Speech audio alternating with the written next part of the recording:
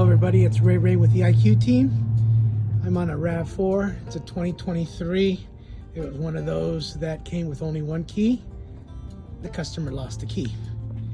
Okay, let's look at the VIN. And you can see 12 of 22, that's a 23. It's a RAV4.